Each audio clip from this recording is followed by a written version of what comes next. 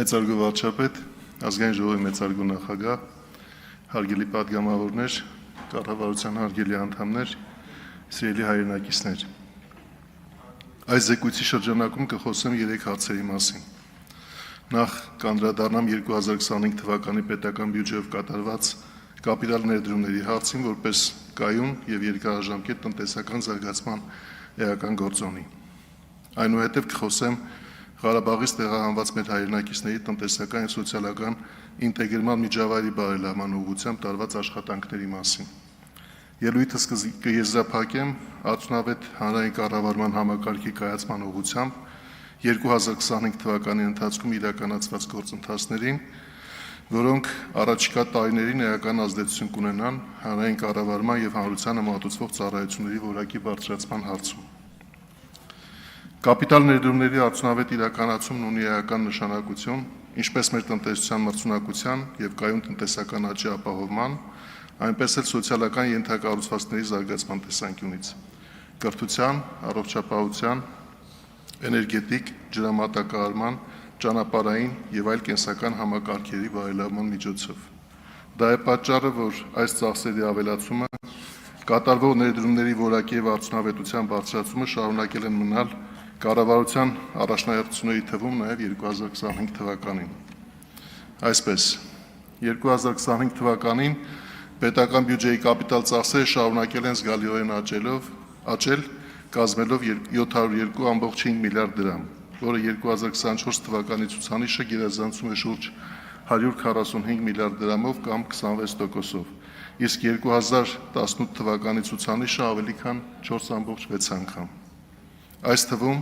շարունակել են էականորեն աճել տնտեսական եւ սոցիալական ենթակառուցվածքներում կատարված կապիտալ ներդրումները, որոնք 2025 թվականին կազմել են 273.5 միլիարդ դրամ, 2024 թվականի ցուցանիշը գերազանցելով ավելի քան 58 միլիարդ դրամով։ Կարևոր է նաեւ նշել, որ այս ցուցանիշը 3 անգամ ավելին է, քան նույն ուղղություններով 2018 թվականի կապիտալ ծախսերի մակարդակը։ Եթե տարվա ընթացքում կատարված տնտեսական եւ սոցիալական ենթակառուցվածքներում կապիտալ ներդրումներին գումարենք նաեւ սուբվենցիոն ծրագրերով համայնքների զարգացման ուղղված կառավարության համաֆինանսավորման հատկացումները, ապա կարող ենք արձանագրել, որ պետական բյուջեից ֆինանսավորված կապիտալ ծախսերի հանրագումարը 2025 թվականին կազմել է 321.1 միլիարդ դրամ, որը նախորդ տարվա նկատմամբ ավելին է 24%-ով։ Այս թվային ցուցանիշների հիմքում ընկած են կրթության եւ առողջապահական, ճանապարհային, ռոռոկման եւ խմելու ջրամատակարարման ենթակառուցվածքների զարգացման ուղղված շատ կարեւոր նախաձեռնություններ։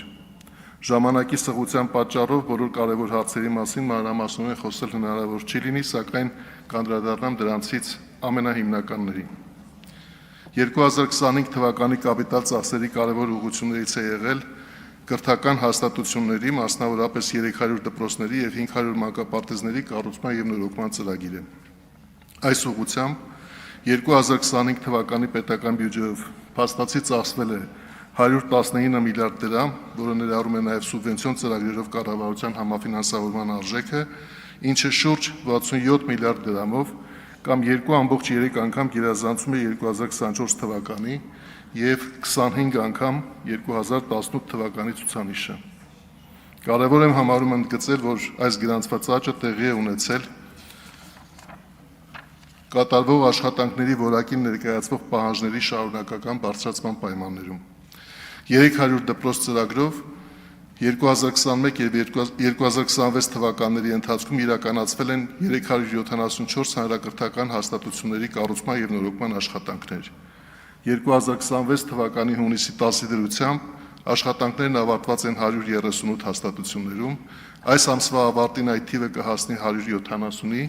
սեպտեմբերի 1-ին կլինի ավելի քան 240, իսկ 2026 թվականի ավարտին կառուցված կամ նորոգված դպրոցների քանակը կգերազանցի 300-ը։ Ներկայումս կառուցման մեջ գտնվող 74 հանրակրթական հաստատություններում շինարարական աշխատանքները կավարտվեն ոչ ուշ քան 2027 թվականի ընթացքում։ Այս 300-ից ավել 74 հանրակրթական հաստատությունների կառուցումը մեր դպրոցաշինական ծրագրի այն մասն է, որով մեկնարկել ենք կառավարության հաջորդ 300 դպրոցների կառուցման ծրագիրը։ 500 մանկապարտեզ ծրագրով 2021-2026 թվականների ընթացքում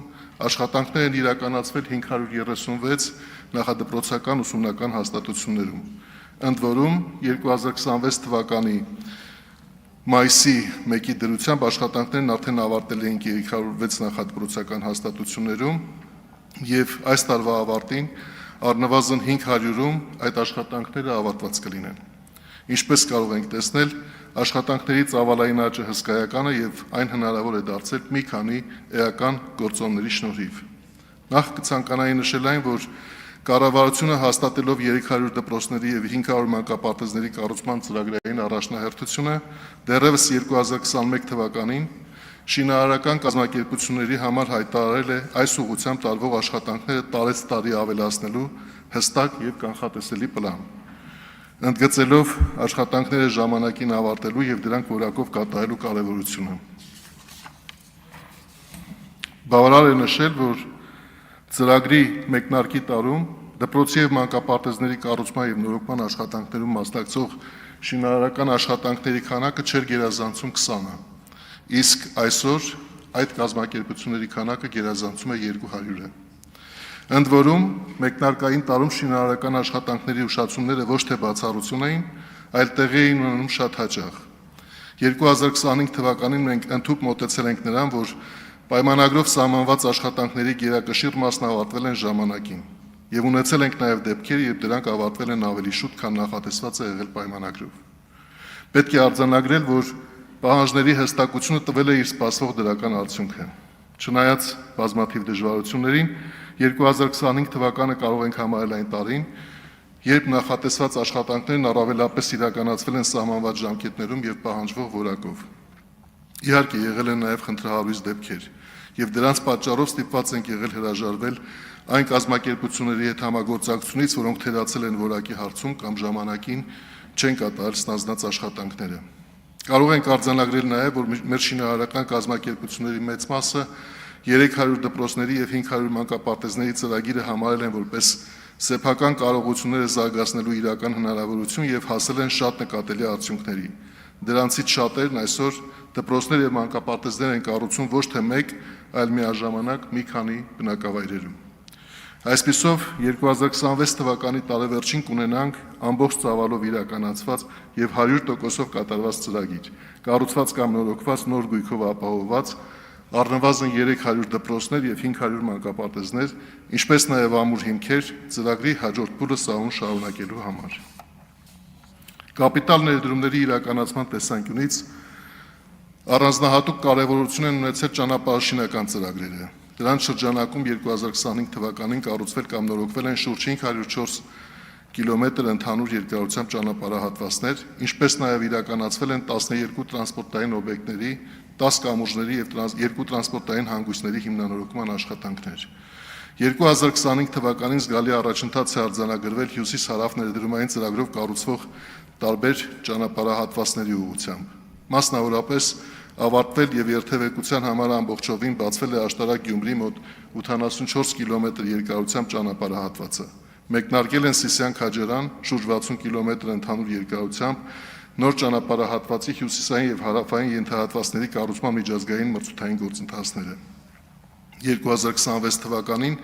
նախատեսվում է դրանք ամփոփել եւ մինչեւ տարեվերջ կնքել համապատասխան կառուցման պայմանագրեր։ Աշխատանքներ են տարվել Սիսիան-Քաջարան ծրագրի Բարգուշատի 8.6 կիլոմետր երկարությամբ թունելի կառուցման ծրագրի մեկնարկի ուղղությամբ, որոնց արդյունքում 2026 թվականի մայիսի 5-ին տարածքային կառավարման եւ ենթակառուցվածքների նախարարության եւ ֆրանսիական Vansi Construction Grants Project եւ Razel Bexas ընկերությունների միջև կնքվել է թունելի կառուցման վերաբերյալ համագործակցության հուշագիր։ Մինչև տարեվերջ նախատեսվում է այս ծրագրի կառուցման աշխատանքների մեկնարկը։ Նախորդ տարի մեկնարկել է նաև Քաջարանի 7.2 կիլոմետր երկարությամբ թունելի կառուցման եւ տեխնիկական հսկողության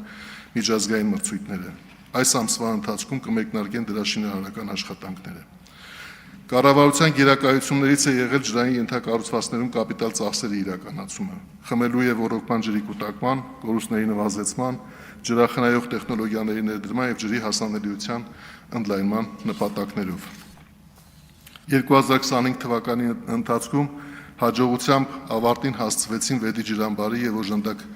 կառուցվածքների կառուցման ֆիզիկական աշխատանքները եւ մեկնարկեց ջրամբարի ջրալցման գործընթացը։ Այս պահին ջրամբարում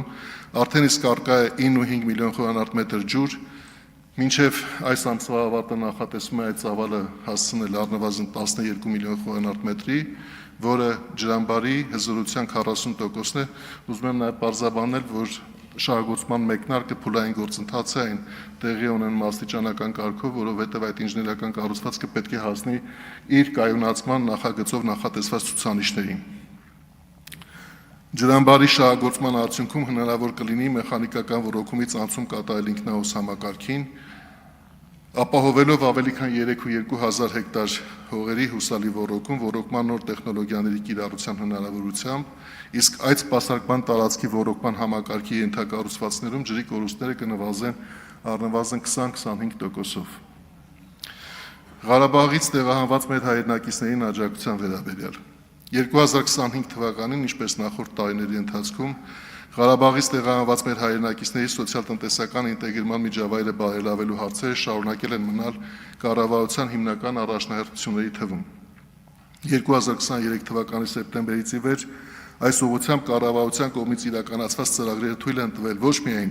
արդյունավետորեն կառավարել ճգնաժամը, այլև ստեղծել են հուսալի նախադրյալներ հրատապ աջակցությունից սոցիալ-տնտեսական ինտեգրման անցում ապահովելու համար։ Եթե 2023-2024 թվականներին բյուջետային ծրագրերով ֆինանսավորվող աջակցության ձևաչափերում կառավարության առաջնահերթությունը տեղահանվածների կեցության ծախսերի, այդ թվում վարձավճարների փոխհատուցման եւ հրատապ դրամական աջակցության ծրագրերի իրականացումն էր, ապա 2025 թվականին առաջնային է համարվել բնակարանային լուծումների, ինչպես նաև սեփական աշխատանքով արժանապատիվ բարեկեցությունը ամրացնելու նպաստող ծրագրերի իրականացումը։ Մասնավորապես շարունակվել է Ղարաբաղից տեղահանված ընտանիքների բնակարանային ապահովման պետական աջակցության ծրագիրը։ Հետևել ենք ծրագրի իրականացման ընթացքին, ընդունել ենք որոշումներ ի հայտ եկած խնդիրներին արձագանքելու եւ գործընթացի արագացման ուղղված փոփոխություններ իրականացնելու նպատակով։ Եթե ծրագրի մեկնարկը ենթադրում էր բնակարանի գնման համար սերտիֆիկատների տրամադրման որոշ հերթականություն, ապա 2025 թվականի հուլիսի 1-ից սերտիֆիկատների ստացման հնարավորությունը բացվեց ծրագրի պայմաններին բավարարող բոլոր ընտանիքների համար, անկախ ընտանիքի կազմից։ 2025 թվականին ծրագրում իրականացված փոփոխությունների շրջանակում զգալիորեն ընդանվեց նաև այն բնակավայրերի ցանկը, որտեղ բնակարան կամ տուն գնելու համար մեկ անձի հաշվով աջակցության չափը սկզբնապես սահմանված 3 միլիոն դրամից բարձրացվեց եւ սահմանվեց 4 միլիոն դրամ։ Մինչ այդ 452 բնակավայրերում էր այդ չափը նախատեսված, փոփոխությունից հետո այն սահմանվեց 611 բնակավայրերի համար։ Այս ուղղությամբ լավարկումները շարունակվել են նաև 2026 թվականի մարտին Երևանին սահմանակից մարզերի բնակավայրերում նույնպես մեկ անձի համար նախատեսված սերտիֆիկատի կամ հավաստագրի հատկացման չափը 3 միլիոն դրամի փոխարեն սահմանելով 4 միլիոն դրամ։ Ընդ որում բարելավումը տարածվեց նաև նախկինում իրացված հավաստագրերի շահառուների համար, թույլ տալով, որ ավելացող ֆինանսական միջոցներն օգտագործվեն աջակցության ծրագրով նախատեսված այլ ծախսային ուղղություններով։ Արդյունքում 2026 թվականի մայիսի 31-ի դրությամբ ծրագրի շրջանակներում հավաստագիր է տրամադրվել 6444 ընտանիքների, որոնցում ներառված են 26432 մարդ։ Ընտանիքներից ավելի քան 2970-ը կամ 13.4 մարդն արդեն իսկ գնել է իր տունը կամ բնակարանը։ Կառավարության աջակցության շրջանակներում տեղահանված մեր հայրենակիցների գնած բնակարանների արժեքը կազմում է շուրջ 48 միլիարդ դրամ։ Իսկ եթե հաշվի առնենք նաև, որ ֆինանսավորող առևտրային բանկերին վարկերի վերադարձը եւ դրանց սպասարկման տոկոսային ծախսերը կատարվելու են առաջիկա տարիներին բյուջետային միջոցներով, ապա այդ աջակցության շրջանակում կառավարության ստանձնած պարտավորությունների գումարը արդեն իսկ 85 միլիարդ դրամ է։ 2025 թվականին տարեվերջին կառավարությունը հաստատեց նաև Ղարաբաղից տեղահանված առանձին խմբերի համար վարձավճարի մասնակի հատուցման միջոցառումը։ Դրա նպատակն է բնակարանային խնդրի կարգավորման այլընտրանքային եղանակ առաջարկել մինչև 3 անդամից բաղկացած այն տեղահանված ընտանիքներին, ովքեր կգերադասեն բնակարանային խնդիրը լուծել ոչ թե բնակարան գնելու, այլ կառավարության աջակցությամբ երկարաժամկետ վարձակալության միջոցով։ Ծրագրի մեկնարկը նախատեսվում է 2026 թվականի հուլիսից։ Մեր հայրենակիցների կայուն կենսապայմանների ապահովման ուղղությամբ ծրագրերին զուգահեռ շարունակվել են նաև դրամական աջակցության ծրագրերը, դրանք դարձնելով առավել հասցեական։ Մասնավորապես 2025 թվականի ապրիլից 40 գումարած 10,000-ական կեցության աջակցության ծրագրի շրջանակը վերանայվեց, աջակցությունը շարունակելով մինչև 18 տարեկան երեխաների, թոշակառուների եւ սոցիալական այլ խոցելիություն ունեցող անձանց համար։ Փոփոխության նպատակն էր խրախուսել աշխատանքը եւ մեր հայրենակիցների ամբողջական ինտեգրումը Հայաստանի տնտեսական կյանքին։ Արդյունքում կեցության ծախսերը հոգալու համար աջակցության փոփոխված ծրագրի շրջանակներում 2025 թվականի դեկտեմբերի դրությամբ շարունակել է աջակցություն ստանալ շուրջ 44,400 մարդ, իսկ 2025 թվականին պետական բյուջեից այդ նպատակով ֆինանսավորման փաստացի ծախսը կազմել է 32.7 միլիարդ դրամ։ 2025 թվականի հունիսին կառավարությունը հաստատեց լրացուցիչ հրատապ սոցիալական աջակցության ծրագիր տեղահանված ընտանիքներից առավել կարիքավորներին աջակցելու նպատակով։ Սա լրացուցիչ աջակցություն է դեպ։ Ծրագրի շրջանակում 2025 թվականի դեկտեմբերի դրությամբ աջակցություն է տրամադրվել 6168 ընտանիքների, իսկ այս ուղղությամբ 2025 թվականի պետական բյուջեից փաստացի ծախսը կազմել է 2 միլիարդ 200 միլիոն դրամ։ Ընդհանուր առմամբ 2025 թվականին վերոնշյալ աջակցության ծրագրերի ուղղությամբ ծախսվել է շուրջ 38 միլիարդ դրամ, իսկ 2026 թվականի պետական բյուջեով նույն ծրագրային ուղղություններով հատկացումների գումարը 55 միլիարդ դրամ է։ Մեր հայրենակիցների կայուն կենսապայմանների ապահովման տեսանկյունից կառավարությունը կարևորել է նաև վերջիններիս զբաղվածության խթանման ուղղված միջոցառումների իրականացումը։ Մասնավորապես 2025 թվականին շարունակվել է դեռևս 2024-ին հաստատված տեղահանված անձանց համար կարճաժամկետ ուսուցման դասընթացի կազմակերպման եւ աշխատանքային փորձ ձեռք բերելու աջակցության ծրագիրը, որի միջոցով աջակցություն է ստացել 952 անձ, ի հավելումն 2024 թվականին ծրագրի շահառու դարձած 1800 անձանց։ Ծրագրի ֆինանսավորման նպատակով 2025 թվականին պետական բյուջեից հատկացումների գումարը կազմել է 570 միլիոն դրամ։ Միևնույն ժամանակ, հաշվի առնելով աջակցության ծրագրերի միմյանց փոխլրացնելու կարևորությունը 2025 թվականի տարեվերջին կառավարության որոշմամբ հաստատվեց նաև Ղարաբաղից տեղահանված անձանց ինքնազբաղվածության խթանման ծրագիրը, նախատեսված այն մեր հայրենակիցների համար, ովքեր բնակարանային ապահովման ծրագրի շրջանակներում ստացել եւ իրացրել են իրենց հավաստագրերը։ Ծրագիրը նպատակ ունի ձեռնարկատիրական գործունեության մեկնարկի եւ իրականացման համար անհրաժեշտ կարողությունների ամրապնդման եւ դրամաշնորհային աջակցության միջոցով նպաստելու նոր բնակավայրերում մեր հայրենակիցների տնտեսական կայունացմանը։ 2026 թվականի մայիսի 31-ի դրությամբ այս ծրագրի շրջանակներում 156 շահառուներ արդեն իսկ ընդգրկված են ծրագրի շրջանակներում եւ մասնակցում են բիզնես դասընթացների։ 2025 թվականի դեկտեմբերի 31-ի դրությամբ Հայաստանում ավելի քան 31300 տեղահանված մեր հայրենակիցներ ունեն մշտական աշխատանք կամ ինքնազբաղվածություն։ Շարունակվել է բուհերում եւ քոլեջներում ուսանողների ուսման վարձիլերի կամ մասնակի փոխհատուցման աջակցության ծրագիրը, որի շահառու են եղել քոլեջների 456 եւ բուհերի 2761 ուսանողներ։ Այս նպատակով 2025 թվականին պետական բյուջեից մասնագիտական կրթություն ստացող անձանց ուսման վարձավճարները փոխհատուցելու ուղղությամբ հատկացվել է ավելի քան 1 միլիարդ դրամ։ Ընդհանուր առմամբ Ղարաբաղից տեղահանված մեր հայրենակիցներին աջակցության ծրագրերի իրականացման նպատակով 2025 թվականին պետական բյուջեից փաստացի ծախսվել է 45 միլիարդ 700 միլիոն դրամ, իսկ 2023 թվականից ի վեր շուրջ 146 միլիարդ դրամ։ Միևնույն ժամանակ հարկ եմ համարում նշել, որ տեղահանված մեր հայրենակիցների առողջապահական եւ հանրակրթական ծառայությունների, ինչպես նաեւ կենսաթոշակների հատկացման գծով առանձին ծախսային հաշվառում չենք իրականացնում եւ նրանք ամբողջությամբ ներառված են այս ուղղությամբ պետական ֆինանսավորման նշված ծրագրերում։ Երրորդ հարցը, որի մասին կցանկանայի խոսել, կատարողականի գնահատման համակարգի վերաբերյալ պիլոտային ծրագիրն է, որը մեկնարկեց 2025-ին։ Որպես կառավարության առաջնահերթությունների ուղղությամբ կատարողականի գնահատման եւ դրա հիման վրա խրախուսման պիլոտային ծրագիր ինչպես նաև դրա արդյունքում հանրային հատվածի վարձատրության ուղղությամբ նախատեսվող համակարգային բարեփոխումների հարցին։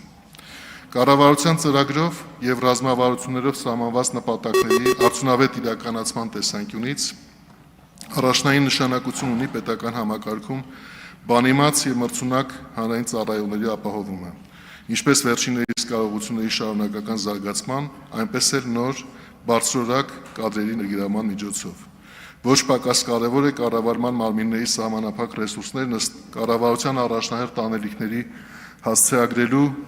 խնդրի լուծումը, դրանց պատշաճ եւ ժամանակին կատարումն ապահովելու նպատակով։ Ընդ որում, այս փոխկապակցված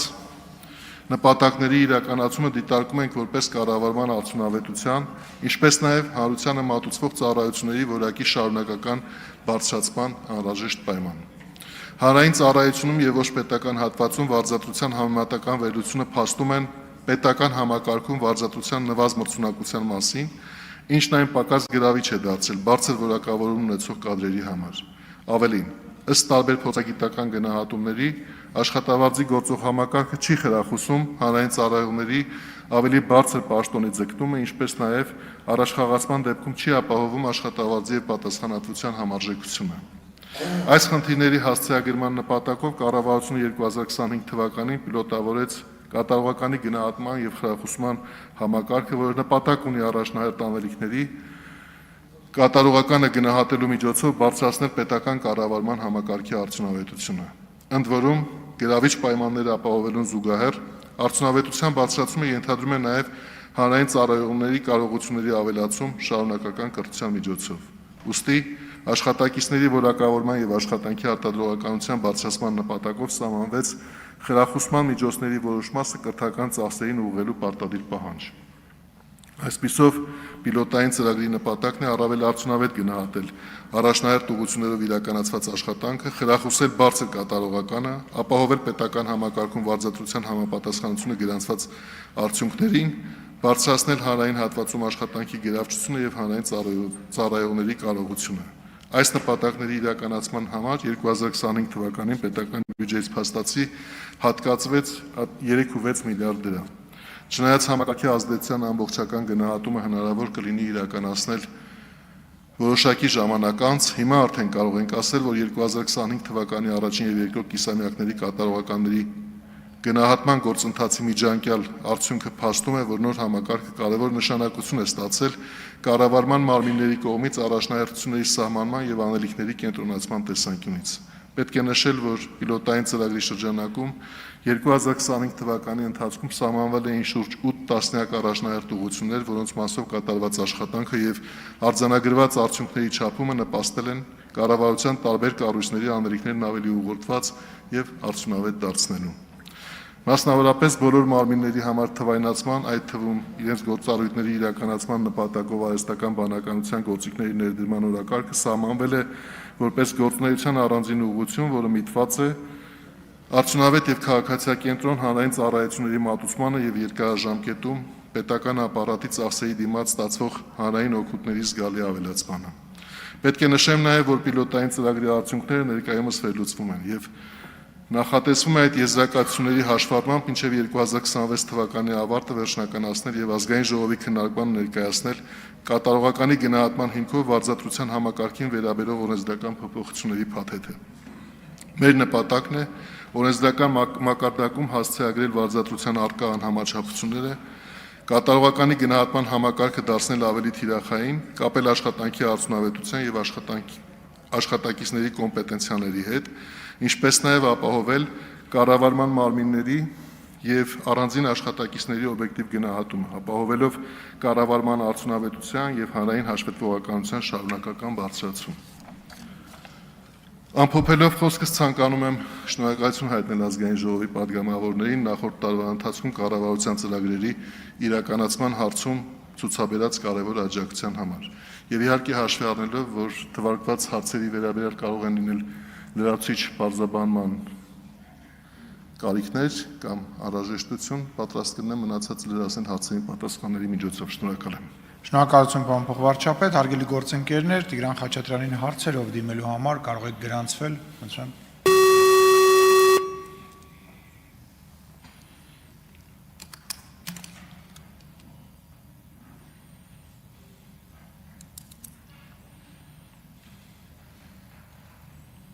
Դավիթ Դանիելյան համեցեք։ Շնորհակալություն, պարոն փոխվարչապետ, մենք էլ ենք շնորհակալ կառավարությանը կատարված աշխատանքի համար։ Դուք նշեցիք դպրոցաշինության ծրագրերը եւ ընդգծեցիք, որ կան դպրոցներ, որտեղ շինարարության ժամկետների խնդիր ունենք։ Ես ուզում եմ նշել երկուսը Կապան խոշորացված համայնքում,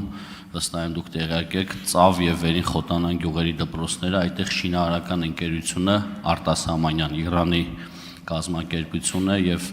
մի քանի անգամ ես նաեւ տարածքային զարգացման հիմնադրամի մեր գործընկերների հետ եմ այս հարցը քննարկել, իրենք բարբերաբար շինարարին անհանգստացնում էին, կարելի ասել, այդ հարցով, որպեսզի ժամկետները պահեն, բայց բացի այն, որ ես վստահ եմ այդ խնդիրը կլուծենք եւ դպրոցի շինա, հիմա ընդամենը հողային փոս է այդ մասում, կառուցապատում չի արվում, վստահ եմ այդ խնդիրը կլուծենք, բայց դրա հետ զուգահեռ կարծում եմ այդտեղ ժամանակավոր ուսուցում իրականացնող աշակերտների մասով ինչ որ լուծում պետք է տրվի, որտեղ ես ինքս եղել եմ այդ տարածքներում,